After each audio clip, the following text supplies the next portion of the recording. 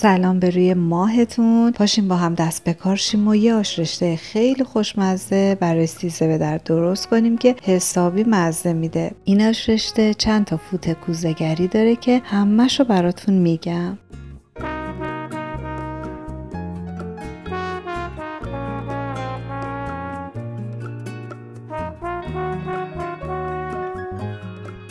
ابتدا یک روز جلوتر 3 نوع از حبوباتی که شامل لوبیا چیتی، عدس و نخود هست رو از هر کدوم 1 پیمانه سرپر میریزیم، با آب سرد میشوریم، میذاریم 24 ساعت خیس بخورن. توی این مدت 1-2 بار آبشون رو عوض میکنیم، بهتر شب تا صبح داخل یخچال باشن.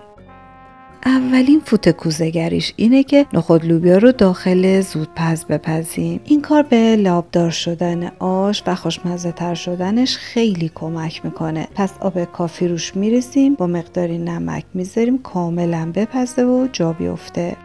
از اون طرف عدس رو هم جداگانه داخل یک قابلمه با مقداری آب و کمی نمک میپزیم.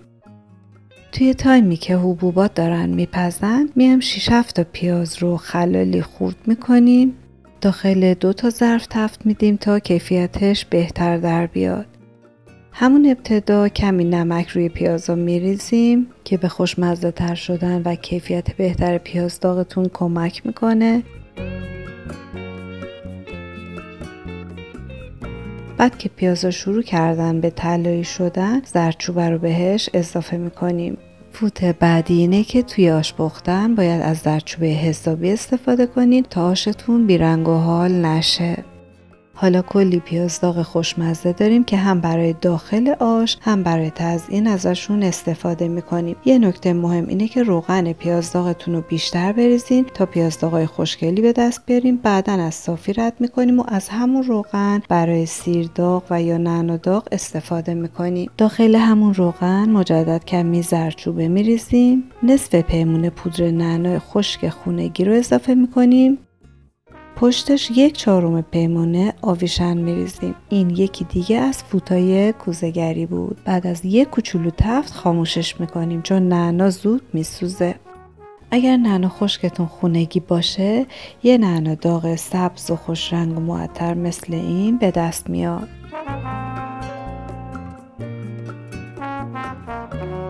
حبوباتمون که پخت داخل ظرفی میریزیم. بهتره که پیاز داغ، حبوبات پخته شده، نعنا داغ همه رو داخل کاسه مرتب بریزیم و کنار دستمون آماده بذاریم. فوت بعدی که توی خوشمزه تر شدن آش‌ها خیلی موثره اینه که 1-2 قاشق پر زردچوبه رو داخل کمی کره و روغن مایع جداگانه تفت بدیم تا در هر مرحله آش اگر لازم شد بهش اضافه کنیم، مثل سیر داغ، نعنا داغ یا حتی خود آشتون که وقتی از این زردچوبه کره‌ای داخلش میریزین طعم و رنگ فوق‌العاده‌ای به آشتون میده. حالا داخل یک قابلمه بزرگ که آب جوش ریختیم 3-4 قاشق از همون زردچوبه کره‌ای اضافه میکنیم. من اینجا قاشقی که استفاده میکنم خیلی بزرگه و 3 برابر قاشق معمولی جا داره. بعدم حدود 5-6 قاشق غذاخوری پیاز داغ اضافه میکنیم. بعد نصف عدس و نصف نخود لوبیای پخته شده رو میریزیم.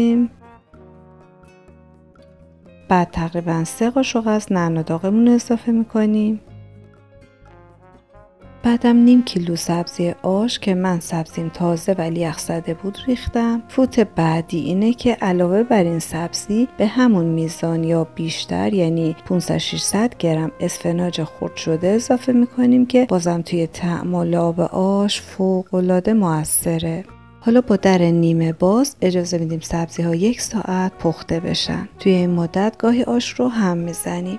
حالا داخل روغنی که از همون زردچوبه مخصوص داخلش ریختیم سیر ورق شده رو با کمی نمک اضافه میکنیم، سرخ میکنیم تا طلایی بشه. من به خاطر تزیین مقداری هم سیر رنده شده داخل مابقی اون روغن تفت دادم. هر جا لازم بود از اون زردچوبه اضافه میکنیم تا قشنگ سیرامون طلایی و خوش رنگ بشن.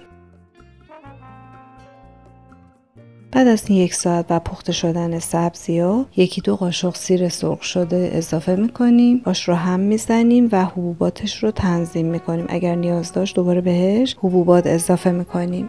400 گرم رشته آشی رو از وسط نصف میکنیم و به آش اضافه میکنیم.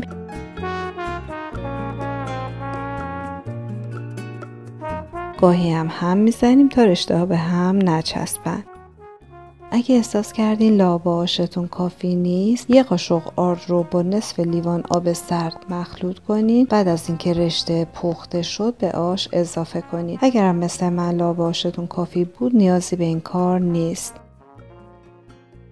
وقتی رشته پخته شد چند قاشق کشک میریزیم، هم میزنیم، بعد نمک و فلفل آش رو اندازه میکنیم. فوت آخر اینه که قبل از خاموش کردن مجدد پیاز داغ و نعنا داغ اضافه میکنیم. حالا دیگه آش آماده است. خاموش میکنیم و داخل ظرف مورد نظرمون میکشیم. اجازه میدیم روش بسته بشه، بعد تزیینش میکنیم. من با 2 مدل سیرداغی که داشتم، نعنا داغ و کشک، تزیینش کردم. از طعمش نگم براتون، انقدر فوق‌العاده است که از خوردنش تو این هوای بهاری سیر نمیشین. این آش خوشمزه رو درست کنین و دور همین نوش جان کنین. امیدوارم خیلی بهتون خوش بگذره. تا آموزش بعدی، خدا نگهدار.